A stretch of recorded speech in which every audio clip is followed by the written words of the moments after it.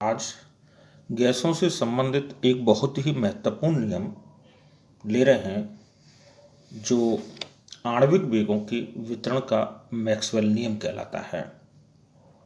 गैसों के अणुगति सिद्धांत में आप पढ़कर के आ रहे हो कि गैसों के अणु विभिन्न दिशाओं में विभिन्न वेगों से विचरण करते रहते हैं और एक दूसरे से टकराते हैं। टक्कर के पश्चात अपने वेग और दिशा को सतत रूप से परिवर्तित करते हैं और ऊर्जा का पुनर्वितरण करते हैं। इस सिद्धांत में आपको ये मालूम है कि वेग, किसी भी अणु का वेग प्रत्येक टक्कर के पश्चात परिवर्तित होता है, उसकी दिशा परिवर्तित होती है। जब वेग और दिशा परिवर्तित हो रही है तो पात्र की दीवार से टकराते समय भी अणुओं का वेग और दिशा परिवर्तित होगी, तो इम्पैक्ट फोर्स का मान भी परिवर्तित होगा। जब इम्पैक्ट फोर्स का मान परिवर्तित हो रहा है सतत रूप से, तो दाब का मान परिवर्तित होना चाहिए, यह मैक्सवेल ने सोचा था। लेकिन पात्र के दाब का मान स्थिर रहता है। दोनों कॉन्ट्राडिक्टरी हो गए। जब वेग और दिशा परिवर्तित हो रही है, अर्थात उनकी टक्कर के पश्चात इम्पैक्ट फोर्स का मान परिवर्तित हो रहा है, तो प्रति इकाई क्षेत्रफल में लगने वाले बल का मान परिवर्तित होगा, तो दाब का मान परिवर्तित होना चाहिए, लेकिन दाब का मान स्थिर है। इस तथ्य को स्पष्ट करने के लिए जेसी मैक्सवेल ने 1860 में प्रायिकता सिद्धांत के आधार पर आणविक वेगों के वितरण का एक नियम प्रतिपादित किया, जिसे आणविक वेगों के वितरण का नियम, law of distribution of molecular velocity कहते हैं। इसकी पूरी कैलकुलेशन आपके सिलेबस में नहीं है, आगे वाली क्लासों में आएगी। जो इसका रिजल्ट है, जो इक्वेशन प्रायिकता सिद्धांत के आधार पर जेसी मैक्सवेल ने प्राप्त की थी, उस समीकरण का एक्सप्लेनेशन आपके सिलेबस में है। मैक्सवेल ने एक निश्चित वेग परिसर में वेग रखने वाले अणुओं की संख्या को कैलकुलेट किया और उन्होंने पाया कि एक निश्चित वेग परिसर में वेग रखने वाले अणुओं की संख्या परिवर्तित नहीं होती है। जब संख्या परिवर्तित नहीं होती है तो पात्र की दीवारों पर लगने वाला रिजल्टेंट इम्पैक्ट फोर्स, परिणामी आघात बल का मान भी परिवर्तित नहीं होता है और मान परिवर्तित न होने के कारण दाब का मान परिवर्तित नहीं होता है। मैक्सवेल ने प्रायिकता सिद्धांत के आधार पर इसी संख्या को प्राप्त किया था, जो एक निश्चित वेग परिसर में वेग रखने वाले अणुओं की संख्या को प्रदर्शित करती है।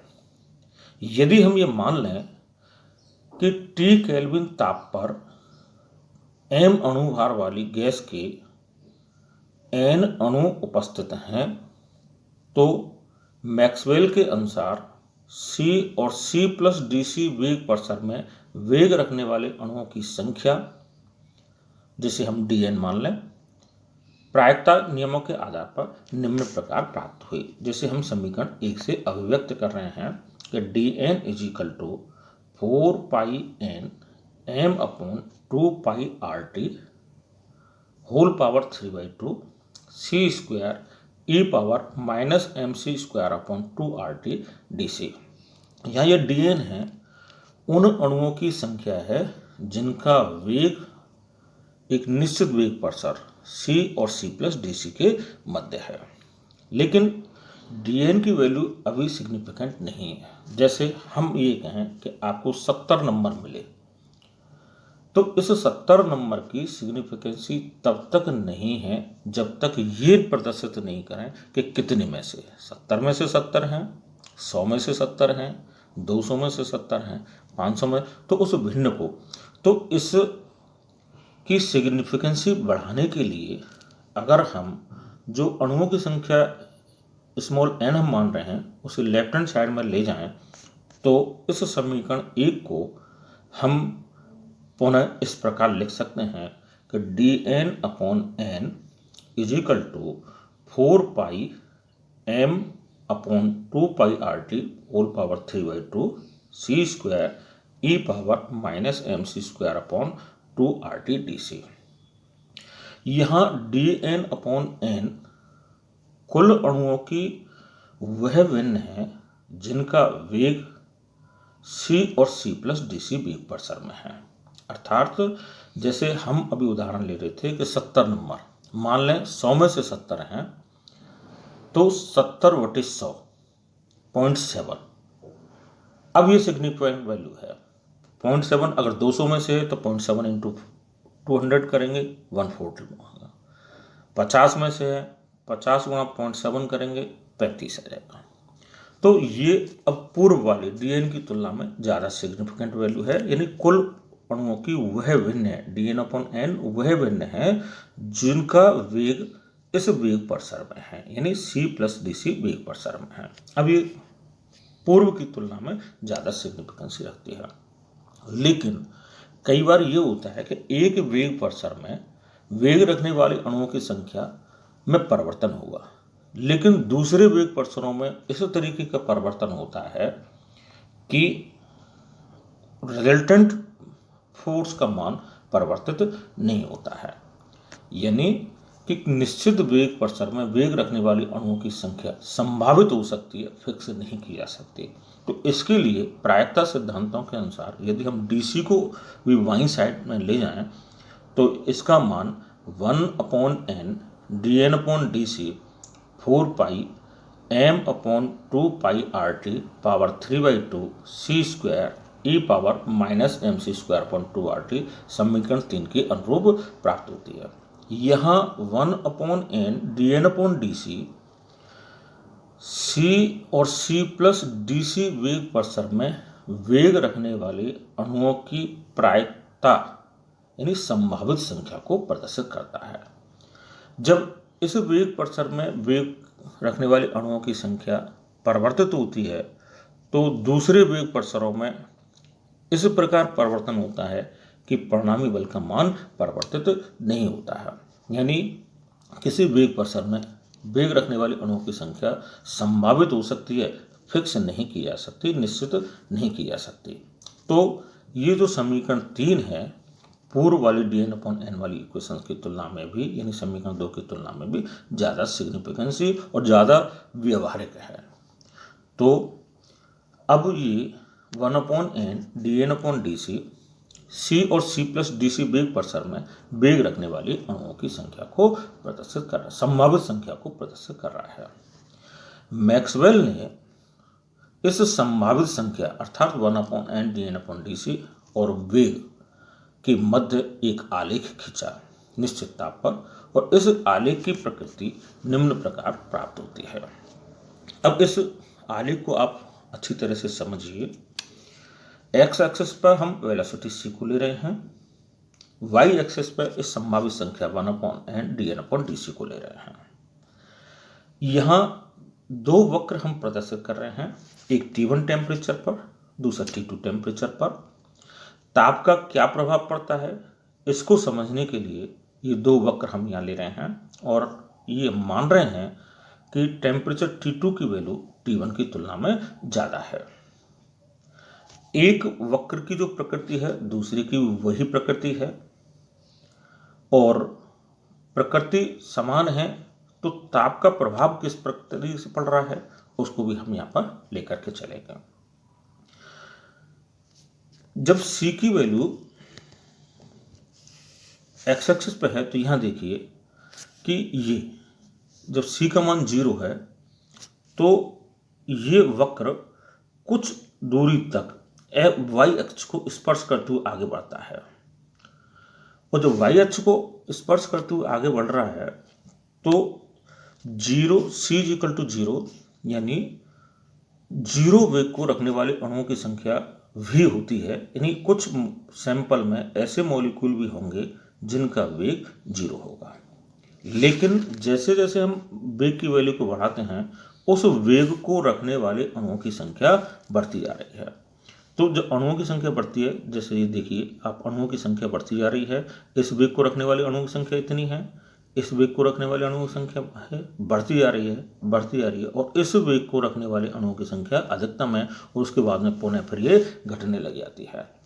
तो जिस वेग, तो यहाँ से निष्कर्ष निकलता है कि बहुत ज़्यादा वेग रखने वाले अणुओं की संख्या कम है और बहुत कम रखने वाले अणुओं की संख्या कम है, लेकिन जैसे जैसे वेग के मान में वृद्धि होती है उस पर्टिकुलर वेलोसिटी को रखने वाले मॉलिक्यूल की संख्या बढ़ती जाती है, उच्चतम पर पहुंचती है, और उसके बाद में ये घटने लग जाती है। उच्चतम वेग, जैसे ये यहाँ देखिए, इसके ये वाला जो है, इस वेग को रखने वाले अणुओं की संख्या अधिकतम है। तो सैंपल में एक वेग ऐसा होता है जिसको उस सैंपल के अधिकांश मॉलिक्यूल रखते हैं। इसी वेग को हम प्रायिकतम वेग कहते हैं, मोस्ट प्रोबेबल वेलोसिटी कहते हैं। यानी किसी गैसेस सैंपल का वह वेग जिसे उस सैंपल के मैक्सिमम मॉलिक्यूल रखते हैं, प्रायिकतम वेग, मोस्ट प्रोबेबल वेलोसिटी कहलाती है। इस वक्र की प्रकृति को आप देखिए कि ये सिमेट्रिक नहीं है, ये इस तरीके से नहीं है जैसे कि मैक्सिमा के लेफ्ट साइड में और राइट साइड में वक्र की प्रकृति समान नहीं है, राइट साइड में ज़्यादा है, लेफ्ट साइड में कम है। तो अगर हम वेगों का औसत निकालें तो वो प्रायिकतम वेग से अधिक होगा, क्योंकि इस उच्चिष्ट के दाईं ओर का क्षेत्रफल ज़्यादा है। तो इस मोस्ट प्रोबेबल वेलोसिटी से कुछ अधिक एवरेज वेलोसिटी हमें प्राप्त होती है, और रूट मीन स्क्वायर वेलोसिटी आगे हम इससे डिस्कस करेंगे, वो उसका मान और भी अधिक प्राप्त होता है। उच्चिष्ट के नज़दीक वेग रखने वाले अणुओं की संख्या दोनों तरफ तेजी से कम होती है, इधर भी और इस दिशा में भी कम हो रही है।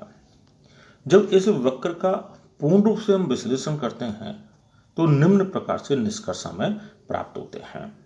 नंबर 1, वक्र की प्रकृति से स्पष्ट है कि अति उच्च तथा अति निम्न वेग वाले अणुओं की संख्या बहुत कम होती है, लेकिन जैसे जैसे वेग बढ़ता जाता है उस वेग को रखने वाले अणुओं की संख्या में वृद्धि होती जाती है, और उच्चतम होने के पश्चात फिर कम होने लगती है। उच्चतम बिंदु है, इस वक्र का जो उच्चतम बिंदु है वह प्रायिकतम वेग को प्रदर्शित करता है। अगला वक्र असममित है, एसिमेट्रिक है, क्योंकि इसके उच्चिष्ट के सापेक्ष लेफ्ट साइड में क्षेत्रफल कम है, राइट साइड में क्षेत्रफल अधिक है, लेकिन जो मैक्सिमा है वो क्लियर है। तो औसत वेग का मान प्रायिकतम वेग के मान से अधिक होगा।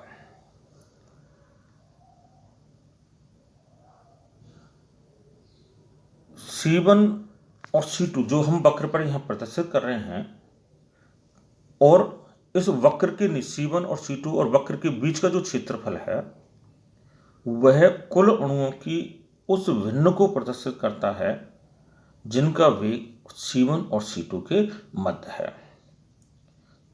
अगला, ताप बढ़ाने पर वक्र की ऊंचाई कम हो जाती है, वक्र दाईं ओर खिसक जाता है, जो ये प्रदर्शित करता है कि ताप बढ़ाने पर प्रायिकतम वेग का मान बढ़ जाता है, लेकिन उस वेग को रखने वाले अणुओं की संख्या कम हो जाती है। प्रायिकतम वेग पहले वाले वेग की तुलना में बढ़ गया, लेकिन इस वेग को रखने वाले अणुओं की संख्या कम हो जाती है।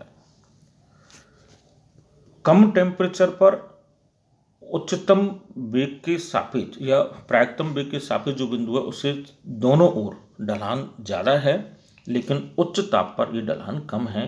अर्थात हम ये कह सकते हैं कि उच्च ताप पर प्रायिकतम वेग के नज़दीक वेग रखने वाले अणुओं की संख्या ज़्यादा होती है तुलनात्मक रूप से कम वेग के। जब हम इस वक्र को और देखें, हम जो लोअर टेम्परेचर C1 और C2 के बीच में था, इसमें यहाँ देखिए ये इतना क्षेत्रफल था, लेकिन जो उच्च ताप पर हम देख रहे हैं तो ये इस क्षेत्रफल का मान बढ़ जाता है। जब क्षेत्रफल का मान बढ़ रहा है तो उच्च वेग से अधिक वेग रखने वाले अणुओं की संख्या बढ़ जाती है। यदि हम काइनेटिक्स जब आप पढ़ोगे केमिकल काइनेटिक्स को, तो वहाँ एक एक्टिवेशन एनर्जी पढ़ते हैं। तो एक्टिवेशन एनर्जी किसी भी अणु के लिए वह न्यूनतम ऊर्जा है जो मॉलिक्यूल की रिएक्शन करने के लिए चाहिए। उससे कम ऊर्जा रखने वाले अणु अभिक्रिया में भाग नहीं ले पाते हैं। तो उस जैसे हम थ्रेशोल्ड एनर्जी भी कहते हैं। तो यहाँ अगर हम ये देखें कि मान लें हम कि C1 उस थ्रेशोल्ड एनर्जी की सापेक्ष वेग है, तो टेम्परेचर T पर इस वेग या इस वेग से अधिक अणु रखने वाले की संख्या, और जो उच्च वेग है उस पर रखने वाली, उच्च ताप है उस पर रखने वाले की संख्या बढ़ जाती है। अर्थात उस सैंपल में एक्टिव मॉलिक्यूल की संख्या बढ़ जाती है। ये वक्र इस तरीके से बहुत ही महत्वपूर्ण तथ्यों को स्पष्ट करता है, जिसमें 3 तथ्य अभी हमें इस वक्र पर दिख रहे हैं। मोस्ट प्रोबेबल वेलोसिटी इसी सैंपल के लिए कितनी होगी, एवरेज वेलोसिटी कितनी होगी, रूट मीन स्क्वायर वेलोसिटी कितनी होगी, इनकी हम मैथमेटिकल कैलकुलेशन करेंगे, क्योंकि ये आपके सिलेबस का पार्ट है और जिन्हें हम अगले व्याख्यान में लेंगे एक एक करके।